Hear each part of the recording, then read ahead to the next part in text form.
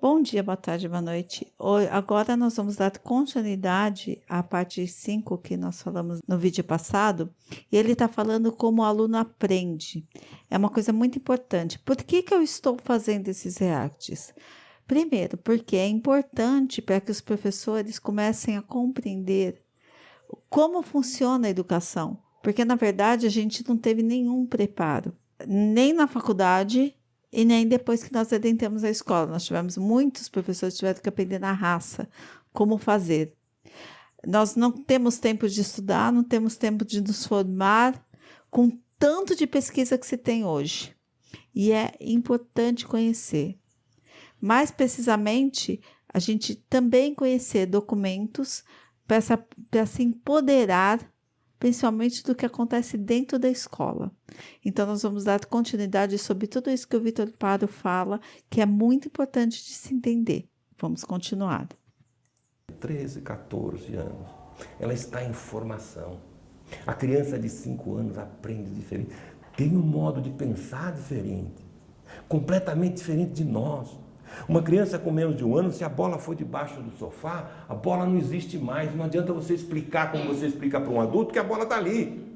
Uma criança de 7 anos não dá para aprender álgebra, porque ela não faz operações abstratas. Isso a psicologia já descobriu há praticamente 100 anos. E nós não levamos em conta. Então veja, agora que você sabe o que é educação, que é apropriação de cultura, você sabe que o sujeito da educação, que é um sujeito, é o ser humano histórico, que ele só aprende se quiser, que a educação tem que ser intrinsecamente desejável. O que é intrinsecamente desejável? Você pega uma criança de 8 anos, você dá uma bola para ela sai jogando, você não precisa explicar que a bola é redonda, nada disso. Na nossa escola nós fazemos exatamente o contrário, porque nós não sabemos disso. A gente ou utiliza o prêmio, estuda que você vai ganhar um presente, e a criança não é boa, você precisa ganhar um presente porque não deve ser gostoso. E não é mesmo. E a escola vai fazer com que não seja. Ou então um castigo. Estuda, senão você vai ser reprovado. O que a criança faz? Na nossa realidade, ela finge que estuda para ficar livre do estudo. Essa é a nossa realidade. Por quê? Precisaria de uma pedagogia, de um modo de pensar. E veja, quando eu falo dessa pedagogia, eu estou falando lá num objetivo. Isso que é administração. Tem que ver a atividade fim, como ela se configura. Você tem que saber a anatomia desse produto. Para que todo o restante, todo o jeito de fazer isso vai condicionar todo o modo de tratar o professor, que o professor vai ser um ser, podemos falar disso depois, completamente diferente de um trabalhador comum. Percebeu? Então, tudo isso vai condicionar a organização da escola e o modo de fazer. Mas isso tem que estar presente primeiro, senão não vai haver nunca educação. Então, o que ele está querendo dizer? Que a hora que o professor se empoderar e entender que a função dele é fazer o aluno aprender. Porque tem professor que fala assim, mas tudo é o aluno. Sim, tudo é o aluno. A nossa função é fazer com que o aluno aprenda. E para ele aprender, ele precisa ser cativado. Porque ninguém aprende aquilo que não quer. Essa que é a realidade. Ninguém aprende aquilo que não quer. E isso, Paulo Freire disse, e vários outros pedagogos falaram também, e psicólogos. Que eu tenho certeza, professor, que quando você estudou, passou no concurso, você esqueceu todo aquele monte de teoria. Por quê? Porque você estudou para fazer uma prova. Você não estudou por prazer. E a gente quer que o nosso aluno aprenda. O nosso aluno não aprende. Uma semana depois do que você passou a matéria, ele não vai lembrar. A não ser aqueles, tem um ou outro que gosta de estudar, que se interessa. Mas a grande maioria não lembra. Minha área matemática, por exemplo, acaba de passar uma semana depois. Vocês lembram que eu falei? Não lembra. Por quê? Porque não gosta. Aí já foi enfiado na cabeça dele que matemática é difícil, né? Então ele já vem com aquela ideia pré-concebida desde lá do ensino fundamental 1. Então a gente tem que começar a mudar a maneira de fazer a escola. E somos nós, professores, porque se a gente vai depender do gestor, se a gente vai depender dos gestores da escola, eles sabem menos que a gente. Então vamos lá, continuando. quisesse produzir alguma coisa numa empresa qualquer, que você não sabe, não soubesse que coisa é. Nunca vai dar certo. Na nossa escola acontece isso. Pretendendo passar só conhecimento, nem conhecimento ela passa, porque o modo da criança aprender envolve toda a sua personalidade. Porque ela precisa querer aprender. E ela quer aprender, por exemplo, a criança, a sua realidade de sujeito é brincar. Então, se você não sabe ensinar brincando, você não sabe ensinar.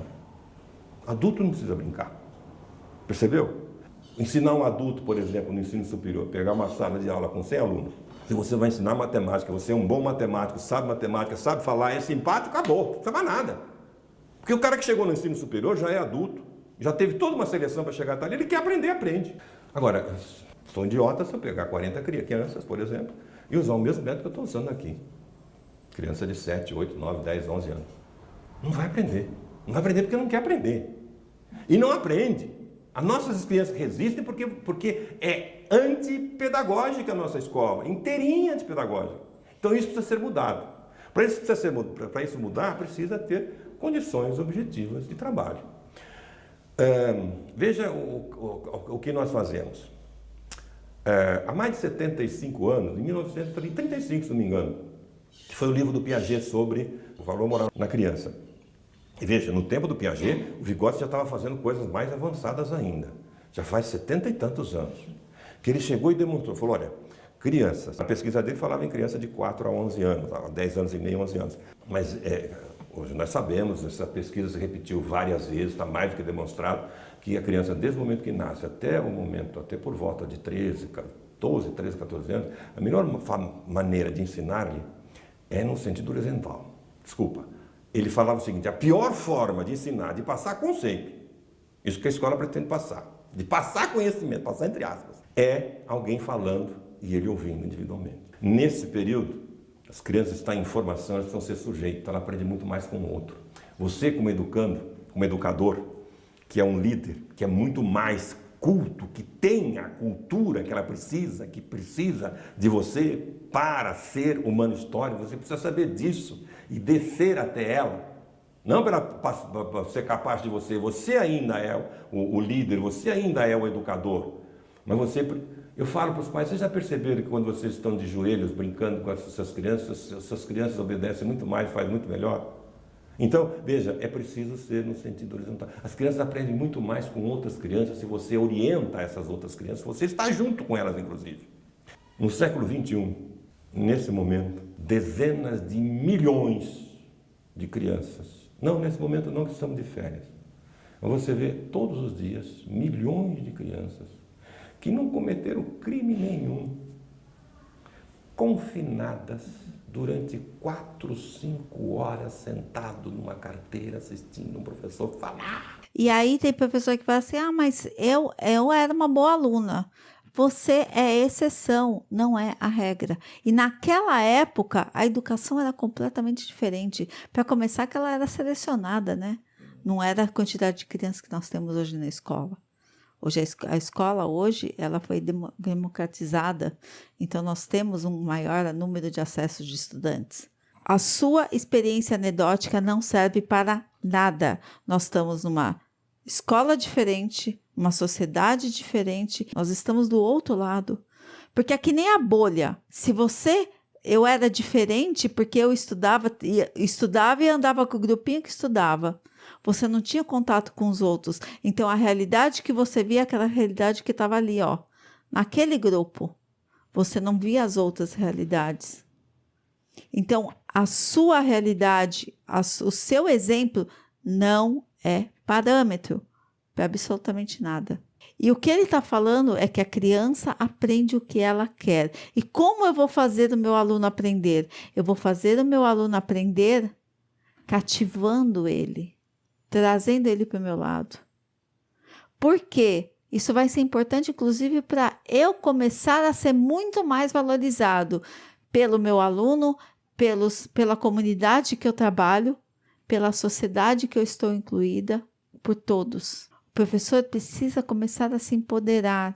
Empoderar do quê? De conhecimento, tanto quanto o aluno. Será que se eu der as mesmas questões que você respondeu lá no seu concurso público, será que você vai lembrar? Não, não vai lembrar, porque você estudou para passar no concurso. Você não estudou porque você estava interessado. Hoje nós temos Piaget, Vygotsky, Vallon. A gente não sabe a metade da teoria desses caras. A gente não lembra. E a gente estudou, inclusive, na faculdade. A gente não lembra. E hoje nós temos vários outros autores que pegam essa pedagogia lá de 75 anos atrás e transforma para a realidade de hoje, para a educação contemporânea. E que nós, professores, também não temos tempo de estudar, de sentar e estudar. E tem professor que vira para mim e fala assim, esses caras nunca colocaram o pé numa sala de aula, eles não sabem do que ele está falando.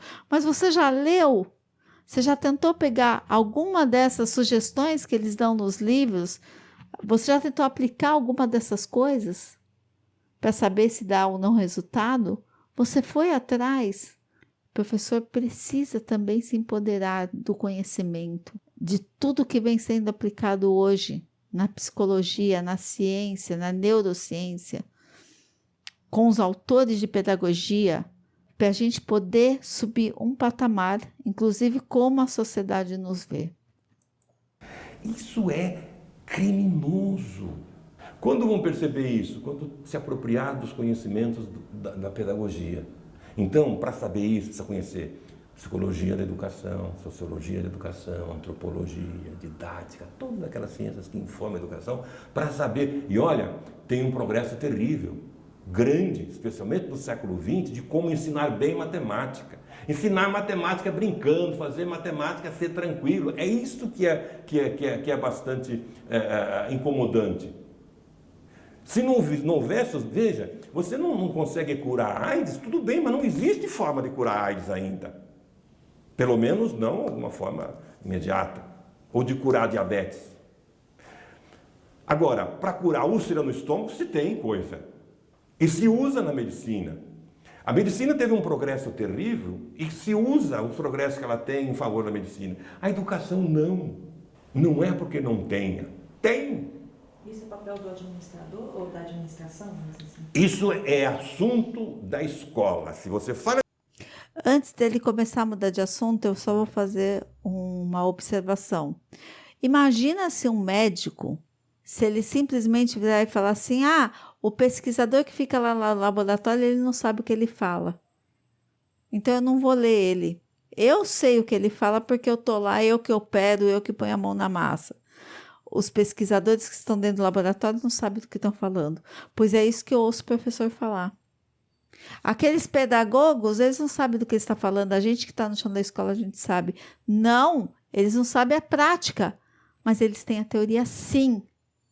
Que é exatamente o que acontece na ciência. Nós temos o pesquisador, o médico, doutor, pesquisador, ele não atende paciente, ele faz pesquisa.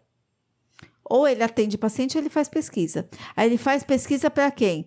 Para o médico ir lá e aplicar a pesquisa que ele fez, que é a medicina aplicada. É isso que o professor tem que entender.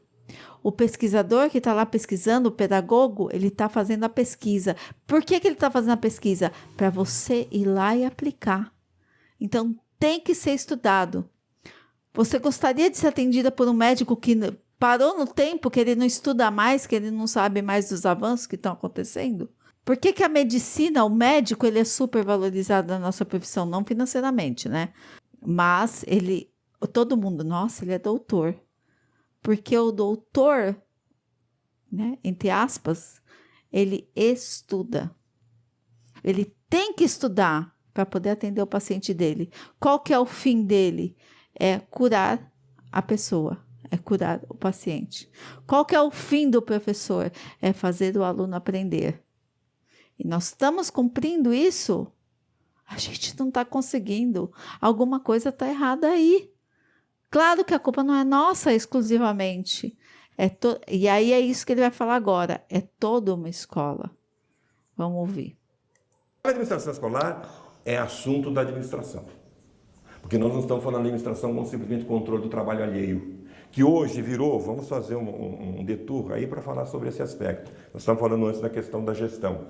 Hoje, por conta desse viés autoritário e por conta de interesses privatizantes da própria escola, que é negação da própria cidadania, se preocupa muito. Veja, se esquece o produto, se pensa que esse produto é como qualquer outra empresa, e se pensa apenas no governo da escola, que eles chamam de gestão. O que é gestão? Gestão é tomar algumas medidas para controlar o trabalho do outro. Tem sido isso. Eu prefiro falar em gestão. Quando eu falo gestão como sinônimo de administração. Mas tem gente que foge da palavra administração como o diabo foge da cruz. Porque quer uma palavra nova, gestão. É a fúria gestionária. Tá? A fúria gestionária. Por quê? Porque ignora o contexto amplo de administração. É aquele equívoco. Aliás, é um equívoco funcionando junto com o outro. Porque se esquece das atividades fim, porque só pensa em controle do trabalho alheio, mas esquece que na escola existe um fim que ninguém conhece, tá? Pelo menos quem dirige a educação nesse país.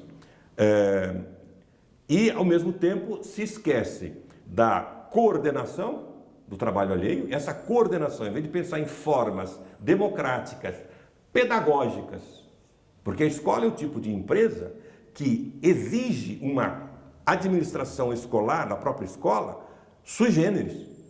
Você não precisa de um diretor de escola. Para quê? Você precisa de um chefe da fábrica. Mas numa escola, antigamente ainda você podia dizer que o diretor era um cara burocrata lá que ficava. Agora não precisa mais disso, porque está tudo informatizado. Você bota um secretário lá que tem cursos, qualquer ensino médio lá, e faz isso para você. O que você precisa é de liderança e de coordenação no trabalho democrático.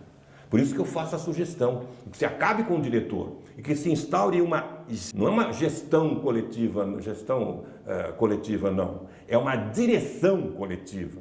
Como existe, por exemplo, em Aracaju, claro que não saiu dos moldes como nós gostaríamos, que foi a minha sugestão, de, em vez de ter um diretor, por que não 2 ou 3 coordenadores? Não precisa alguém mandar em alguém na escola. A melhor forma de você conseguir com que o aluno faça o que você quer, não é mandando nele, é cativando. A melhor forma de ensinar é tornando o aluno como cúmplice. Você tem que aprender a fazer isso, senão você não ensina. Percebeu? Então, agora, a fúria gestionária só está preocupada. Por exemplo, eles acreditam que teste, acreditam não, eles fazem que acreditam, que teste serve para saber se a escola é boa ou ruim. Então faz esses testes imbecis, SAEB, SARESP, Prova Brasil, Enem até que não é tanto, tem algumas até suas razões de ser um pouco menos burro, mas tudo coisa bastante burra mesmo. Vamos dizer o português, que é claro, dá para perceber. Você tem que até desconfiar se uma pessoa vai muito bem em determinado teste, desconfia dessa pessoa. Porque o modo como são feitos esses testes está demonstrado cientificamente que eles não medem nada. O que eles medem? Eles medem um pouco mais rudimentarmente aquilo que as nossas provinhas de antigamente, você é jovem não, mas no meu tempo era assim, aquelas provinhas que se faziam para ver se você tinha guardado, decorado quais eram os afluentes da margem esquerda do Rio Amazonas. Eu não sei até hoje, nunca me fez falta, tá? O que acontecia? Eu passei. Eu sei? Não. Mas eu consegui fazer um jeito, que é o que eu estou educando, porque a escola não é agradável, porque a escola não é instigante, porque a escola não faz sujeito, porque quando faz sujeito ele faz. Ele aprende as coisas mais difíceis do mundo se ele está envolvido em fazer isso. Basta ver agora, hoje, com esse choque da tecnologia, quantas coisas que eles pegam, porque eles estão interessados em fazer, eles veem que a gente adulto já nem consegue mais fazer, eles já fazem, porque estão interessados. Agora, aprender a literatura, apropriar-se, por exemplo, de Dostoiévski, ou de Machado de Assis, ou de um Saramago, é das coisas mais lindas que existem. Mas isso é feito com que ele odeie, porque não é feito de uma forma que o faz gostar de fazer isso. A televisão, que em geral apresenta um monte de bobagem, mas faz de uma forma interessante, consegue. A escola não consegue. A escola... E agora eu vou até falar uma coisa que eu sei que alguns não vão concordar comigo, mas é verdade. O próprio professor é assim. O professor, ele parou de sonhar. Eu já falei isso no vídeo anterior. A gente não tem motivação, nós paramos de sonhar. Então, ir para a escola, não existe mais prazer em ir para a escola. Então, a gente finge que ensina e o aluno finge que aprende. Qual é o grande problema que está acontecendo aí? O professor não sonha, não motiva, não tem o projeto de vida, e o aluno também não. E por ele não ter, ele não consegue desenvolver isso no aluno. Porque ele não tem. Como eu vou ensinar alguém alguma coisa se eu não tenho a motivação para ensinar? Por que esses caras, esses YouTubers, conseguem cativar? Ah, porque eles são palhaços, né? Exato, porque eles têm motivação para ensinar, que é aumentar os views, as visualizações. E aí eles conseguem, isso a neurociência explica, né? Eles aumentam a dopamina, e aí eles conseguem trabalhar de forma cativante. Só que o professor não tem lá o like, mas ele precisa voltar a sonhar para poder fazer o seu aluno sonhar. Ele precisa voltar a estudar, voltar a aprender, voltar a ter gosto pela profissão dele, para ele poder fazer o aluno voltar a gostar de estudar. Voltar não, porque eu acho que nunca aprenderam, né? A gostar de aprender, a gostar de estudar. Um professor que gosta da matéria dele, gosta do que ele faz, ele cativa seus alunos. Esse é o primeiro ponto. Tem um material belíssimo, extremamente sedutor, e não o utiliza, porque não sabe o que deve fazer. Ela pensa apenas em passar conhecimento. Então, veja bem, o que é que orienta a nossa escola? O que estrutura a nossa escola? Existe, você viu nos últimos 100 anos, coisas preocupadas em que a criança se tornasse mais crítica, em termos de sistema. Mas crítica significa, não é meter o pau, ser crítico é conhecer a realidade, é conhecer o seu mundo, é fazer-se mais sujeito, fazer-se mais autor. Você vê as pessoas preocupadas em que as crianças da escola saiam tendo uma concepção mais positiva da política, da democracia. Você vê preocupado em que as crianças saibam consumir melhor arte, filosofia? Não. Estão preocupados em que as crianças respondam os benditos Saeb, Saresp, pronto, acabou. E nem isso conseguem responder. Porque eles põem os benditos de uns objetivos ou de umas metas completamente pobres e não alcançam. E vem, chega e fala, olha, saiu a notícia que faz números. A imprensa idiota, que não entende de nada, a imprensa, especialmente a grande imprensa, ela pega, eu vivo sendo contactado para falar sobre números. Eu falo, não, vamos falar sobre qualidade, sobre alguma coisa que tenha qualidade. Você quer saber disso, meu filho? Não é vendo esses numerinhos aí.